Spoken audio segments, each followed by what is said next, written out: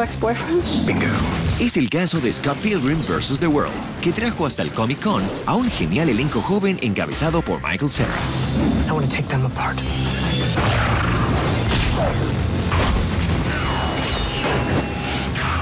It's really nice being here because everyone, it's not like, you know, all these people have such a personal relationship with the things that they love. So everyone here is so nice and like, it's such a nice crowd, you know. Everyone's like deeply respectful of the things they love. It's like, it's really, so it's like a good crowd, you know, there's a good energy. It's much more fun than DramaCon. DramaCon. It's just the weirdest, it's just a bunch of downers, guys. It's so sad. Anyway, I feel bad that Sacramento got that one.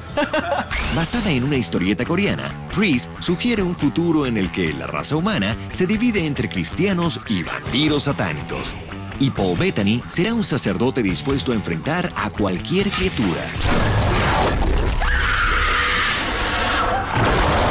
A priest is out for revenge. I mean, a priest is a man who was a soldier, and he has now been asked to, you know, to integrate back into society, and he's found that really difficult. He works a shitty job, and you know, and suddenly there comes a moment for him to shine again and do what he is good at, in defiance of the church, I guess. But he happens to be really good at killing vampires.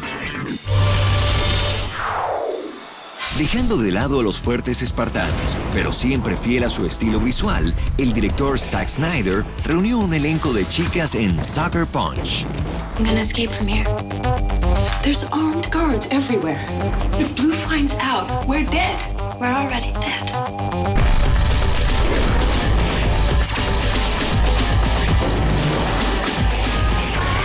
You know, I've said that this is like the first action movie I've really made. You know, I feel like it is. Because it's pure in a lot of ways. Like, I always felt like 300 is an action movie, but it's also, you know, it's a war movie, and there's a lot of responsibility that the action has, you know. The action has to sort of move you in this sort of super linear way through the film.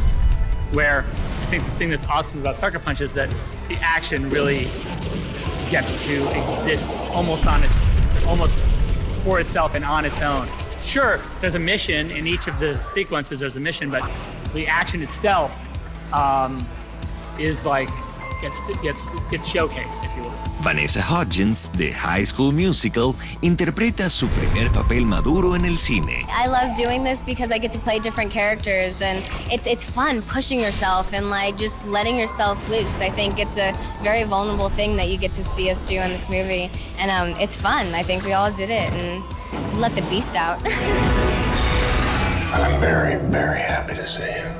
Jeff Bridges esperó 28 años para regresar al universo de Tron Legacy. Kind of drew me to this project in the first place was this idea of creating a modern day myth. You know, myths help us to navigate different challenges in our lives, and we need modern myths to help us navigate the challenge of technology, you know. Well, it was the first film, I think, to use CGI. It used about 12 minutes of CGI and became hugely influential on the industry. And you know, and I remember being blown away by it. I was 11 and I came out of the cinema and I'd never seen anything like it, you know.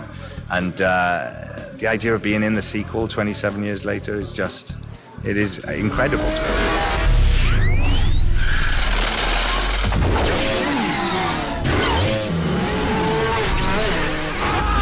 Así como en la primera cinta, los efectos especiales prometen causar revolución ahora en 3D. There are vehicles that fly now, and that's going to bring an incredible three-dimensional aspect to this whole new experience for the viewers, you know, rather than just the light cycles and rather than just the disc game and those sequences. Now you got a whole new world, and it's in the skies. Y si el cine 3D es lo más novedoso, las cintas animadas no podían quedarse fuera. I make bad look so good.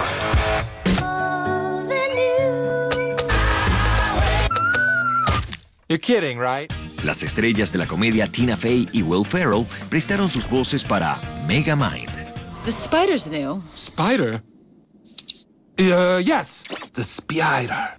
Even the smallest bite from Arachnus dethicus will instantly paralyze. Oh! Get it off! I worked from my chalet in Switzerland. Tina... And weirdly enough, I worked from a very nearby chalet also in Switzerland. But they couldn't get us together. No, we just didn't really feel like driving over to one. We couldn't, your chalet and my chalet. Right. Y los millones de seguidores del mago más querido del mundo se están quedando huérfanos. El penúltimo filme de la saga, la primera parte de Harry Potter y las Reliquias de la Muerte, está próximo a ser estrenado. Harry Potter, the boy who lived, come to die. Of course, I mean, we've known about it for a long time coming, especially this last one, because it was pretty much a 16-month solid shoot. So even that as alone as a film to leave is very emotional, let alone to do 8 years before that.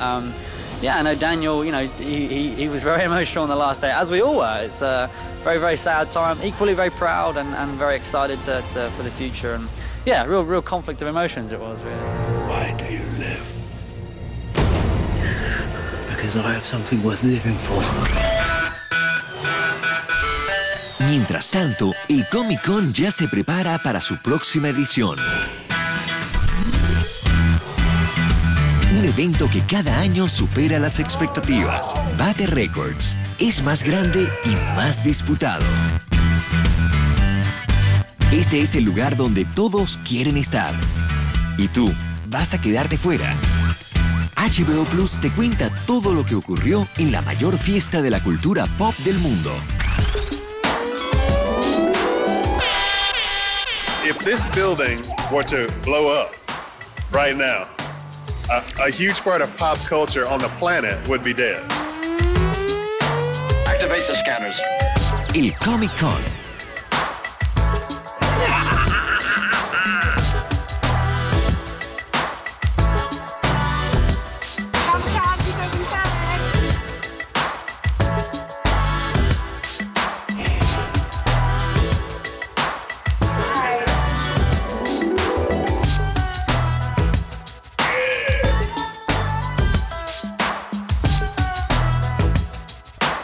Suave, suave, saborazón, ¿dónde están mujeres? Oh my God.